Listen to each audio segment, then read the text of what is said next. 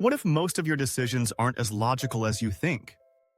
What if your rational self, the part that believes it's in control, is just a storyteller trying to make sense of choices your brain already made behind the scenes? Here's an example. In 1954, a woman named Marion Keech led a small group that believed aliens told her the world would end in a flood. When the day came and nothing happened, the group didn't admit they were wrong. Instead, they said their faith had saved the world, and they became even more devoted. Sounds strange, right? But this isn't just about a weird cult.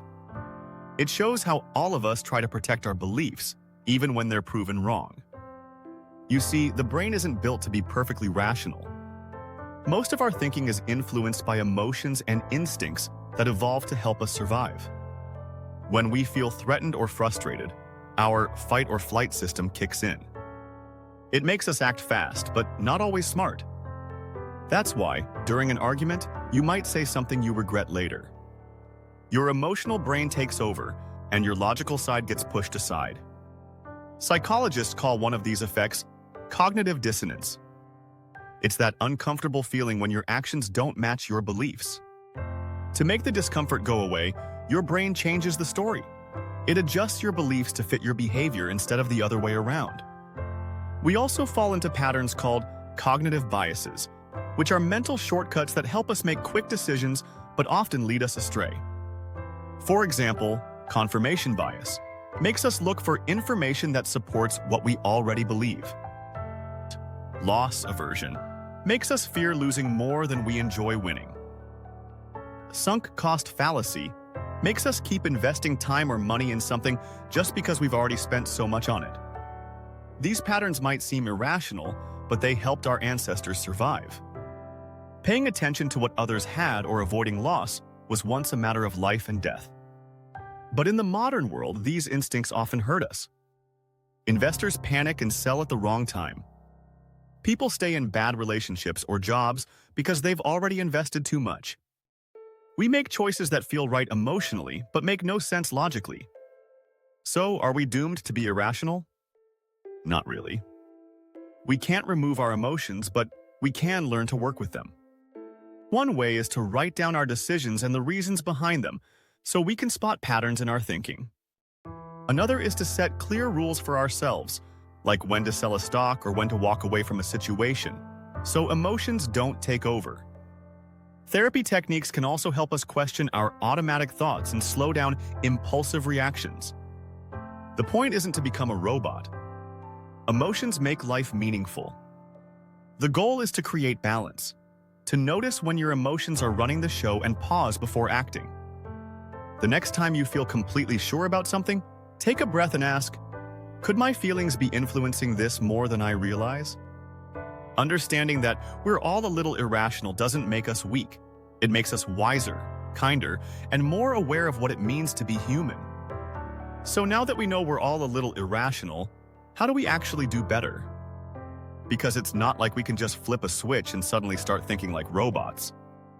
The goal isn't to erase emotion, it's to manage it before it hijacks your logic. First, slow down your thinking. Most bad decisions happen when we react too quickly, when we text back in anger, make an impulsive purchase, or jump to conclusions. Our emotions run faster than our logic. So when you feel that rush of certainty or panic, pause. Take a breath, go for a short walk, or even count to 10. It sounds basic, but that tiny delay gives your rational brain time to catch up. Second, question your first thought. Your first reaction is usually emotional. The second one, after reflection, is more balanced. Ask yourself simple questions. What evidence do I actually have? Could I be wrong? What would I tell a friend if they were in my position? These questions interrupt the automatic story your brain tells to justify your choices. Third, write things down. When you keep your thoughts in your head, they feel real. When you write them down, you start to see the holes. Try keeping a decision journal. Before making a big choice, write what you expect to happen and why. Then, check back later. Over time, you'll start noticing patterns, like when you were confident but wrong, or doubtful but right. It's uncomfortable but powerful self-awareness training. Fourth, surround yourself with people who challenge you. Our biases love echo chambers, friends who agree with everything we say. But progress happens when someone asks, "Are you sure about that?" Seek out honest people who aren't afraid to disagree respectfully. Disagreement isn't an attack, it's a mirror that shows you blind spots you didn't know you had. Fifth, embrace humility. Admitting I might be wrong feels scary because it threatens our ego. But it's actually one of the most freeing things you can do. Humility isn't weakness, it's mental flexibility. It keeps your mind open to learning new things instead of clinging to outdated beliefs. Finally, train your emotional awareness. Most irrationality starts with feelings we ignore: jealousy, fear, pride, insecurity. The more you understand these emotions, the less power they have over you. Techniques like mindfulness or journaling can help you notice patterns. When I feel anxious, I overthink. When I feel proud, I ignore feedback. Once you see the pattern, you can change it. We can't escape irrationality completely, but we can become aware of it, catch it in action, and steer it. Think of it like driving a car. Emotions are the engine, logic is the steering wheel. Without emotion, you go nowhere. Without reason, you crash. But together, you move forward with direction. So maybe the goal isn't to be perfectly rational, it's to be consciously irrational. To know when your feelings are speaking and decide when to listen. Because in the end, wisdom isn't about never making mistakes. It's about noticing when you're about to and choosing differently. Alright, that is the end of this video.